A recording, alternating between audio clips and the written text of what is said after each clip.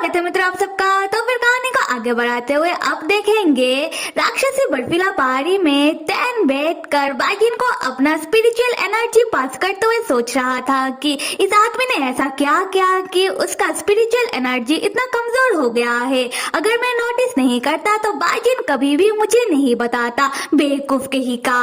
बाजिन तब तैन को रोकते हुए कहता है कि तैन बस हो गया, अभी मैं अच्छा महसूस कर रहा हूँ। देखो तैन, हमें अभी वापस भी जाना है और अगर वापस जाते वक्त कोई खतरा आ गया तो तुम्हें भी तुम्हारा स्पिरिचुअल एनर्जी का जरूरत पड़ेगा खुद को बचाने के लिए। तैन कहता है कि तुम चुप रहो, मुझसे ज्यादा फिलहाल तुम्हें स्पिरिचुअल एनर्जी की जरूरत है। बाजिन कहता है कि तैन कोई बात नहीं, मेरे पास ये स्नो चीता है ना, वो मुझे बचा लेगा, ठीक है। तैन कहता है कि क्या ये स्नो चीता जो चीता कम और किसी डोगी की तरह तुम्हारे पैरों के ऊपर सो रहा है? चीता कहता है कि डोगी किसको कहा?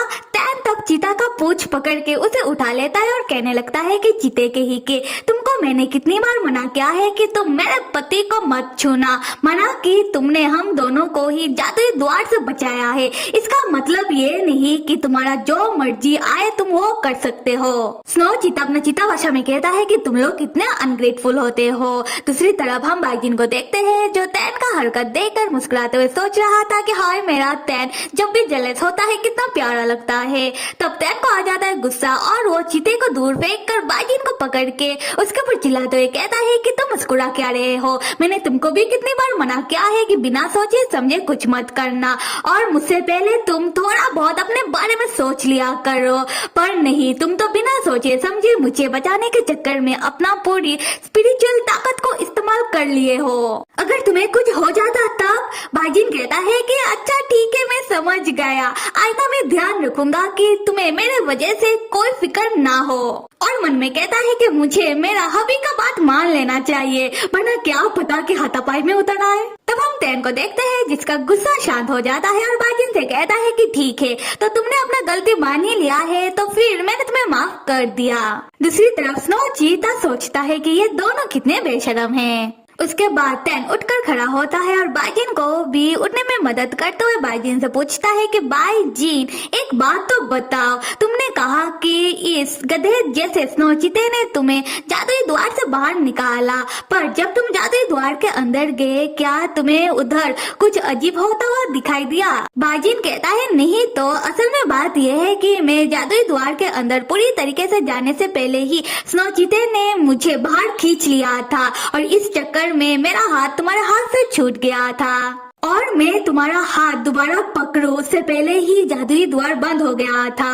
और अजीब बात यह है कि ये जादुई द्वार अपना प्लेस बदलता रहता है, पर भगवान का शुक्र है कि स्नो चीते को तुम्हारा खुशबू याद रहा, इसीलिए मैं जल्दी स्नो चीते के मदद से दोबारा जादुई द्वार और तुम्हें ढूंढ पाया। तब तैन सोचने लगता है कि इसका मतलब सिर्फ मैं ही था जो समय स्पिरिट जादुई द्वार के अंदर इतने समय से था और मैंने ही सिर्फ अपना पास्ट देखा। पर पास्ट में तैन और बाजिन कितना अजीब लग रहे थे। अगर मैं इस बारे में अभी बाजिन को बताऊं तो क्या बाजिन मेरे बातों के ऊपर यकीन करेगा? बाजिन तब तैन को पकड़ के पूछता है कि तैन तुम सोच क्या रहे हो? क्या तुमने जादुई द्वार के अंदर कुछ देखा? तो बताओ ना कि तुमने क्या देखा।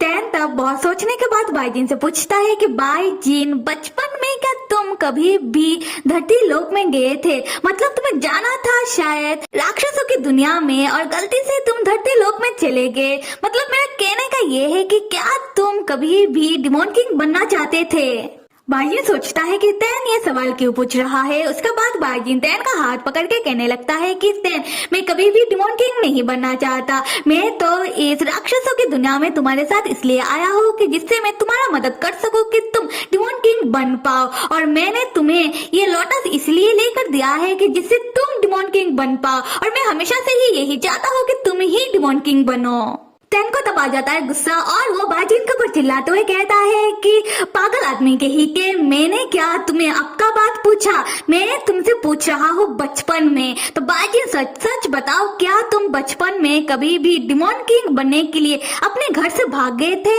बाजी तब चौंक जाता है और टैन से कहने लगता है कि बचपन में तो सिर्फ मैं अपने घर में बैठकर कल्टीवेशन ही सीखता रहता था, और अगर राक्षसों की दुनिया की बात करें तो मैं तो बस पहली बार ही तुम्हारे साथ ही इस राक्षसों की दुनिया में आया हूँ। टैन तब सोचने लगता है कि मुझे पहले से ही पता था, मेरे जैसे ही बाजिन को भी कुछ याद नहीं होगा। टैन तब बाजिन से कहता है कि खैर छोड़ो ये सब, अभी हम इधर से चलते हैं, पहले जाकर डोडो को अपने साथ लेंगे, उसके बाद लोटस उन लोगों को दे देंगे, ठीक है? बाजिन कहता है ठीक है। तब हम स्नो चीते को देखते हैं जो टैन के कंधों के ऊपर चढ़ जाता है और कहने लगता है कि मास्टर का हबी नहीं चाहता कि मैं मास्टर को छू, तो मेरे पास दूसरा बेटर ऑप्शन क्या रहा? ऑफ कोर्स मास्टर का हबी, जिनके ऊपर मैं आराम कर सकता हूँ। तब हम टैन को देखते हैं जो इधर उधर देखते हुए बाजिन से पूछता है कि बाजिन, ज़ीहो और रुलेन अभी तक नहीं आए और ना ही किधर भी दिखाई दे रहे हैं। मुझे लगता है कि वो दोनों भी शायद जादुई द्वार के अंदर चले गए। अगले सीन में हम देखते हैं कि ज़ीहो और रुलेन सच में किसी जादुई द्वार के अंदर चले गए, जहां हम ज़ीहो को देखते हैं कि उसे होश आता है और वो अपना आंखें खोलकर खुद को किसी प्लेस में पाता है। तब ज़ीहो अपना सर पकड़कर उठता है और सोचने लगता है कि मैं किधर हूँ। जितना मुझे याद है कि मैं और रुलेन पहाड़ से गिर गए थे, लगता है कि हम दोनों किसी जादुई द्वार के अंदर गिर गए। उसी वक्त ज़ीहो देखता है कि वो जिस प्लेस में है उस प्लेस के चारों ओर काले सांप ने ज़ीहो को घेर लिया है, और ज़ीहो इतने सारे सांप को देखकर चिल्लाते हुए कहने लगता है कि ये सब क्या है। और ज़ीहो तब डरते हुए उन सांपों से कहने लगता है कि माना कि मैं बहुत हैंडसम हूँ, इसका मतलब ये नहीं कि तुम लोग मेरे पास आने लगो। अगर तुम लोग चाहते हो कि मैं तुम लोगों को किस करूँ तो एक काम करो कि लाइन में खड़े हो जाओ, ऐसे तुम लोग मुझे मत घिरो। पर सांप कौन सा ज़ीहो का बात मानने वाले हैं। सांप तब ज़ीहो के पास धीरे धीरे करके आने लगते हैं। ज़ीहो तब अपना कल्टीवेशन का शक्तियाँ उन सांपों के ऊपर इस्तेमाल करने की कोशिश करता है और वो देखता है कि उसका शक्तियाँ काम नहीं कर रहा। ज़ीहो चौंककर अपने मन में कहता है कि भाई अब तो हो गया। फिर जैसे ही सांप ज़ीहो को काटने वाले ही होते हैं, ज़ीहो हड़बड़ी में अपने पॉकेट से एक दवाई निकाल कर सारे सांपों के ऊपर छिड़क देता है, जिससे सांप घायल होकर गिर जाते हैं। ये देखकर ज़ीहो बड़ा खुश होता है और कहने लगता है कि वाओ, रुलेन का दवाई तो काम कर गया। तब ज़ीहो को याद आता है कि रुलेन तो उसके साथ नहीं है, और ज़ीहो इधर उधर देखकर चिल्लाने लगता है कि रुलेन। तो फिर मेरे प्यारे मित्रों, कहानी अगर पसंद आ रहा है तो कमेंट करके जरूर बताना, और कहानी को आगे देखने के लिए आप सब लाइक, सब्सक्राइब और कमेंट करना तो बिल्कुल भी मत भूलिएगा। Till then stay with me and see you.